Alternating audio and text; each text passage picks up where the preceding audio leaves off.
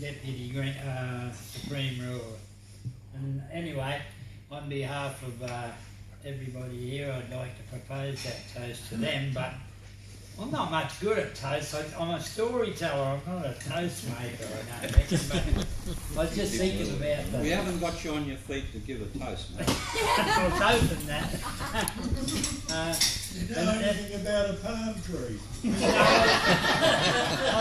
I was going to get around to that. But, first of all, I was this 7-year and 12-year whiskey, is it? Is that right? No. Mine's a bit like 3-minute noodles. I have drank some of it at about 5 minutes. Probably not as good as that, but it has the same effect.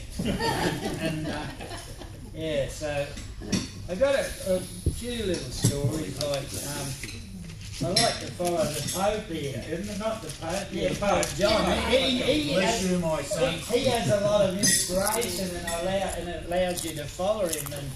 And that palm tree thing, that was really impressive. I enjoyed that, especially when I actually realised that we were supporting the grand officers when we were lying under that tree drinking. I really, that's good. I got a little bit of trivia. I was thinking when I was up there in Conclave, because this is the first time I've actually been to David Conclave, and did you see the size of that bow, eh? It was huge. And I thought, it was just sort of remind me of that little bit of trivia when Robin Hood was on his deathbed. See, and he was laying there in his deathbed, and he called Friar Tuck and Maid Marian. He said, I know I haven't got long to good. Could you bring me in my long bow, see? And an arrow. And they said, what's this for? He said, well, I'm going to shoot it out that window, and wherever it lands, that's where I want to be buried. So they said, are you sure you can do it? And he sat up, and they give him the big long bow, and he pulls it back and fires it. And it come to pass that Robin Hood was buried on top of the wardrobe.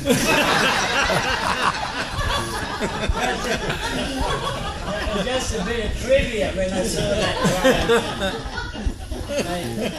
And then I got down here where it said, I can't talk about his grace there, he said it's good for me, but I get down here where it says the Queen, see, so it reminded me of when Prince Philip was walking the 2 corgis, see, and he was walking the 2 corgis along, and anyway, this big rock rolls down the hill, boom, straight over the 2 corgis, and ends up on down the hill, and he's sitting there, and these 2 corgis are flat, and he's looking, and he said, what am I going to do?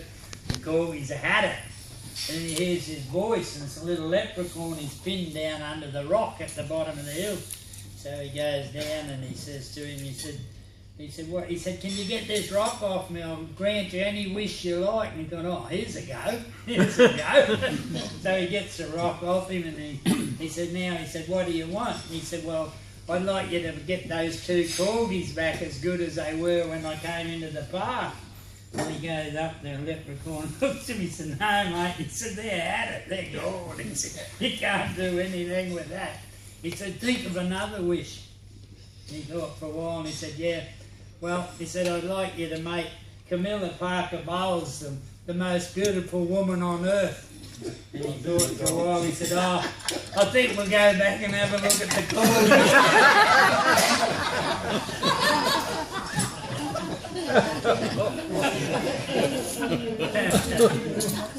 One other quick one. I don't know if it's that quick, but this old cocky, cow cocky, you know, cow cocky's like me, cow cocky. Anyway, he takes his car into town to get a service at the local Toyota place, see? And they said to him, well, can you leave it here a few hours? He said, well, what am I going to do? And they said, well, I don't know. And he said, well, what I'll do, he said, I'll just walk home. He said, it's only about 2 k's up the road and I'll come back. See, so he's walking past this store and he thought, oh, hardware store. He said, oh, I could do with a bucket. So he walks in and he buys a bucket, and then he's walking around, oh, a tin of paint. Yeah, that'd come in here. I need a tin of paint. So he gets a tin of paint and goes off, and he's heading for home again. He gets down near the local produce store and he thought, What's there?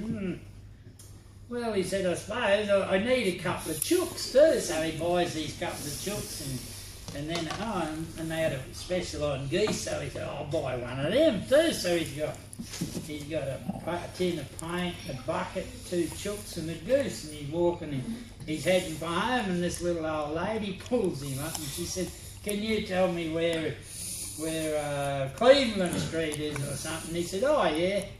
Yeah, he said, I can. He said, actually, matter of fact, he said, I could show you. He said, I'm walking past there. So he's walking along a bit, and he said, we could take this shortcut through the back here, through this alleyway. And she looked and she said, that alleyway's a bit dark. She said, I don't know if I could go through there, especially with you.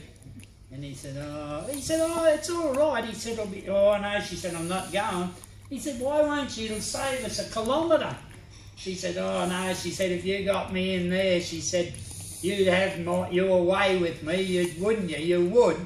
And he said, how the hell could I have my way with you? I've got 2 chooks, a goose and a tin of paint and a bucket. How could I have my way with you? She thought for a while and she said, well, I suppose you could put the goose on the ground, put the tin on top of the goose and the tin of paint on top of the bucket, and I'll hold the 2 chooks.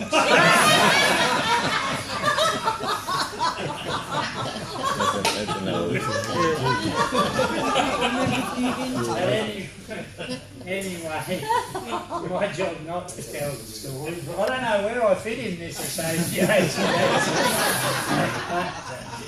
I'd like you all well, if all the grand officers don't rise, there's not going to be much. I'd like all the brethren to rise and drink a toast to the, we've got Deputy Grand Supreme Ruler and Active Grand Officers. Active Grand. Active. Everybody's active.